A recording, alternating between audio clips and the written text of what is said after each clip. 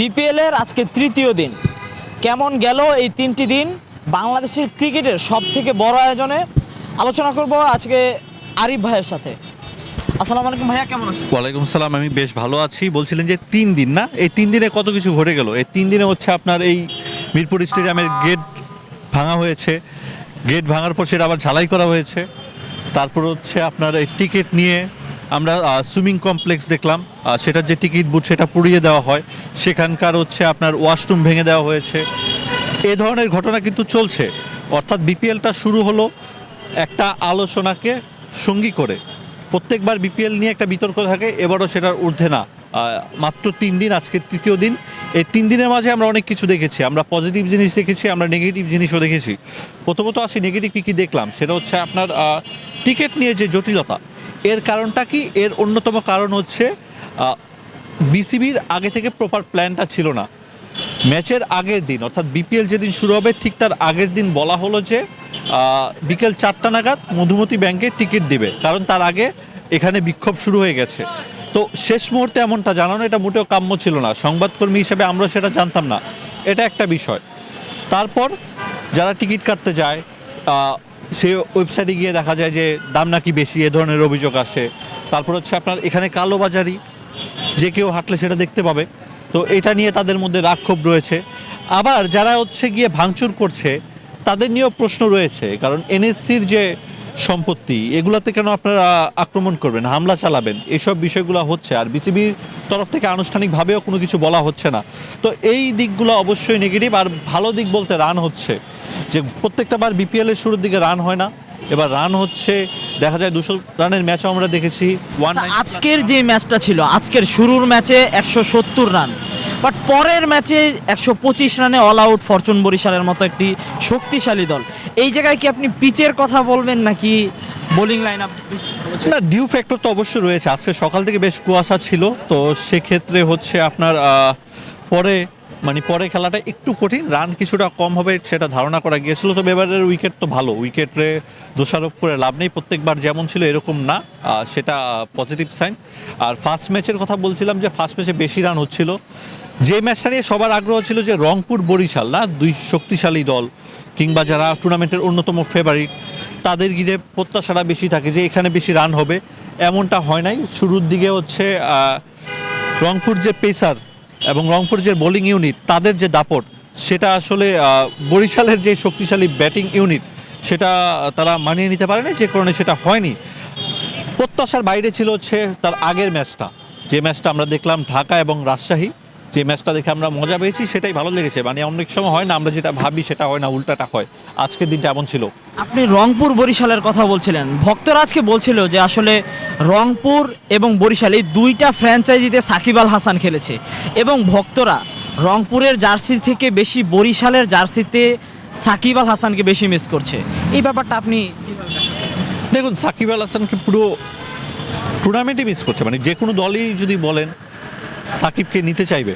সাকিবের ফর্ম হয়তো এত ভালো না এ সময়ে এসে, মানে ওই সাকিব আর এই সাকিবের মধ্যে অনেক তফাৎ, সেরা ফর্মের সাকিব। তারপরও ওই যে বললে না যে হাতি মরলেও লাখ টাকা, সাকিবের এখন ওটা আছে, ঠিক আছে। নাহলে ফ্র্যাঞ্চাইজি ক্রিকেটে এখনও তার তো কদর কমেনি।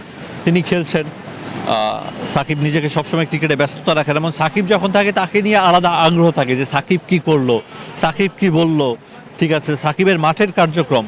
তো সেই সব বিষয় এবং ফ্র্যাঞ্চাইজির যে হচ্ছে আপনার স্পন্সরশিপ, সেটা অনেক অংশে নির্ভর করে সাকিবের উপর। যে দলে সাকিব খেলেন তাদের স্পন্সরও একটু বেশি হয়। এবার তো চট্টগ্রামের মালিক স্বীকারই করে নিলেন যে আমাদের স্পন্সরে একটু ঘাটতি হয়েছে। এই তো আপনি ফ্র্যাঞ্চাইজিগুলোর কথা বলছিলেন, আসলে ফ্র্যাঞ্চাইজির ক্ষেত্রে বা সাকিব আল হাসানও বলেছিলেন যে আসলে বাংলাদেশের বিপিএলটা একটু নিম্নমানের হয়ে যাচ্ছে। তো বাংলা বিসিবি সভাপতি ফারুক আহমেদ সাহেবও বলছিলেন যে আসলে এই বছর নতুনত্ব কিছু করা যায়, নতুনত্ব করা গিয়েছে কিনা। তামিম ইকবাল বলছিলেন যে কনসার্ট ছাড়া অন্য কিছুই এটার মধ্যে নতুনত্ব ছিল না। আপনার মতে কি এই বিপিএলে এই 3 দিনে নতুন কি পেয়েছেন?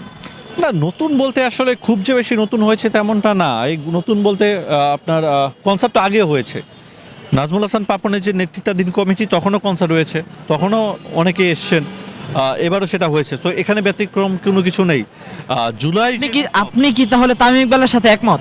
না, তামিমের সঙ্গে একমত কি দেখেন আপনি কোটি কোটি টাকা খরচ করেছেন রাহাত ফতে আলী খানের পেছনে, ঠিক আছে? তো আপনি কি বলছেন যে আমি কয়েকদিন আগে মানে এই যে দু একদিন আগে হয়তো ফেসবুকে একটা দেখলাম, খুব সম্ভবত আব্দুল্লাহ নূর তুষার তিনি বলছিলেন, আব্দুল্লাহ নূর তুষার, যে কোটা না মেধা না, তো সেখানে হচ্ছে দেশের যারা আছেন মেধাবী শিল্পী তাদেরকে কেন দেয়নি, মানে তিনি এ ধরনের প্রশ্ন তুলেছেন।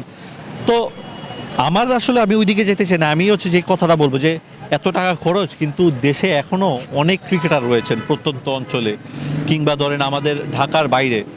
বাংলাদেশের ক্রিকেটটা এখনো ঢাকামুখী, ঠিক আছে? তো সেখানে অনেকেই ব্যাট কিনতে পারে না, সেখানকার ক্লাবগুলোর অবস্থা ভালো না, তো ওইখানে আসলে টাকাটা খরচ করতে পারতো। আপনি বলছিলেন যে বাংলাদেশের ক্রিকেটটা ঢাকামুখী, এখনও দেখা যায় যে দূর দূরান্ত কিংবা গ্রাম অঞ্চল থেকে যে ছেলেরা এসে ঢাকার ক্লাবগুলোই খোঁজে, ঢাকার ক্লাবগুলোতেই ঢোকার চেষ্টা করে, কিংবা জিনিসপত্রের দাম হওয়ার কারণে তারা ক্লাবের যে ভর্তি হওয়ার টাকাটা সেটাও তাদের আসলে জোগাড় করতে অনেকটা কষ্টের সম্মুখীন হতে হয়। তা আসলে বিশেষ করে আমাদের যেহেতু জিনিসপত্রের কথা আসছে, তো সেই জায়গায় এমকেএস কিংবা এনামুল হক বিজয়ের সোলোকো, এই দুইটা ব্র্যান্ড কি আর কি বাংলাদেশের এই ক্রিকেটের যেই জিনিসপত্রগুলো আছে এগুলোর দাম কি কমাতে পারে, আপনার কি মনে হয়? না দেখুন, এটা তো আর এনজিও না, আসলে তারা তো আর এনজিও না ওইভাবে চিন্তা করবে। হ্যাঁ, কখনো কখনো তারা সহযোগিতা করে, পাশে দাঁড়ায়, কখনো কখনো সেটা হচ্ছে প্রতিদিন একটা বাণিজ্যিক প্রতিষ্ঠান হিসেবে তারা যে সবসময় করবে মানে এমনটা তো আসলে আশা করা যায় না, মানে আমাদের পক্ষ থেকে আমরা করতে পারি না। তারপরও তারা করে, যতটুকু করে মানে করতে পারে, এটা তাদের উপর, আমরা এখানে চাপিয়ে দেওয়ার কোনো কিছু নাই। যদি কম করতে পারে অবশ্যই ভালো। আমি যখন হচ্ছে ওই শ্লোকতে যাই এনামুল বিজয়ের ওখানে, তো ওটার দাম নিয়ে অনেকের কথা আছে যে দামটা হয়তো একটু বেশি, অনেকে দাম জানায়। আবার এটা নিয়ে যখন আবার তাদের সঙ্গে কথা বলি, তাদের যে ধারণা সেটা বলছে ভালো যে প্রোডাক্ট একটু দাম বেশি হবে। তো এইসব বিষয় চলতে থাকে। আচ্ছা, আপনি ঢাকামুখী ক্রিকেটের কথা বলছিলেন, সেখানে আবার ফিরবো। আসলে এই যে ঢাকামুখী ক্রিকেটটা, এইটাকে কি বিসিবির উদ্যোগে বাংলাদেশের যে প্রত্যন্ত অঞ্চলগুলো আছে যেখান থেকে আসলে ছেলেরা আসতে পারে না, সেই জায়গায় কিভাবে পৌঁছানো যায় বলে আপনি মনে করেন? দেখুন, প্রথমত যে রুট লেভেলের ক্লাবগুলো আছে, ঠিক আছে, কিংবা কাউন্সিলররা আছেন, তারা যদি আরও একটু সজাগ হন, তারা যদি আরও একটু যত্নবান হন, কিংবা অনিয়ম দুর্নীতি এসব আড়াল করে ওই ক্লাবগুলোর প্রতি যত্নবান হন, সেক্ষেত্রে অনেক কিছু সম্ভব। ঠিক আছে, আমরা যেটা হই এমনও শুনি যে বয়সের কারণে অনেক ক্রিকেটার বাদ পড়ে যায়, ঠিক আছে, নাকি বয়সেরও নাকি এই যে কারচুপি হয়, ঠিক আছে, মেডিকেল টেস্ট নিয়েও নাকি অনেকে প্রশ্ন তোলে। তো এইসব বিষয় হোক, আবার অনেকের স্বজনপ্রীতি এ ধরনের ঘটনাও ঘটে। তো এগুলা না হোক, যার প্রপার মেধা আছে তারা আসুক। অবশ্যই মেধা আছে দেখে মুস্তাফিজরা খেলতে পারে জাতীয় দলে এসে, কিন্তু এগুলা না এক্সেপশনাল, ঠিক আছে, এরা কোনো না কোনোভাবে বের হয়ে যায়, কিন্তু এমন অনেকে আছেন হয়তো হারিয়ে যান। আচ্ছা, খেলার কথা ছিলাম তো, আবার বিপিএলে ফিরবো। এই 3 দিন বিপিএলে নতুন কোনো তরুণ খেলোয়াড় কি পেলেন যাকে জাতীয়? আমি আসলে সত্যি কথা বলতে এখনো আরো টাইম দেওয়া উচিত, যারা পারফরমেন্স করবে। আমরা দেখি এখন পর্যন্ত মাত্র তো হলোই তো, আজকে নিয়ে কয়টা 6টা ম্যাচ না, 6টা ম্যাচ আসলে ওইভাবে কোনো কিছু ফাইন্ডিংস নাই। ফাইন্ডিংস বলতে যে রান হচ্ছে এটাই ভালো দিক, এবং এটার জন্যই দর্শক বাড়ছে, টিকিট নিয়ে আগ্রহ বাড়ছে, এই আর কি। লাস্ট একটা প্রশ্ন করতে চাইবো, তামিম ইকবালের যে 2 দিনের যে পারফরমেন্সটা দেখলেন, তো ওনার ফিটনেস কিংবা ওনার চ্যাম্পিয়ন্স ট্রফি খেলার আশা কতটুকু, আপনি কি মনে করেন? আমার তো মনে হয় না সে চ্যাম্পিয়ন্স ট্রফি খেলবে, একদম আমার ব্যক্তিগত মত, আমার মনে হচ্ছে না। আমি অ্যাজাম্পশন করতেছি, ঠিক আছে, এটা কিন্তু হচ্ছে সাংবাদিক হিসেবে না, জাস্ট এমনি বললাম যে হ্যাঁ আমার মনে হচ্ছে তিনি খেলবেন না। কারণ এ কারণে খেলবেন না যে যারা এতদিন ধরে খেলছেন, তামিম ইকবাল মনে হয় না ওই জায়গাটা তিনি আনসেটেল আর করতে চাইবেন। এমনি বাংলাদেশের ওপেনিং অনেক সংকট, এই জায়গায় আসলে পেয়ার পাওয়া কঠিন হয়ে যায়। তো বর্তমান যে পরিস্থিতি, সেখানে আমার মনে হয় তামিম খেলবে না। এত বড় রিস্ক তিনি কি নেবেন এই বড় একটা আসরে? আর যদি খেলেন, সেখানে তিনি যদি চ্যাম্পিয়ন্স ট্রফিতে পুরোপুরি পারফরমেন্স করতে পারেন, বিপিএলে যদি পুরোপুরি পারফরমেন্স করতে পারে, সেক্ষেত্রে তিনি হয়তো সেই সিদ্ধান্তটা নিতে পারেন। তবে সেটার আমি যতদূর শুনেছি খুবই কম। ধন্যবাদ আপনাকে ভাইয়া।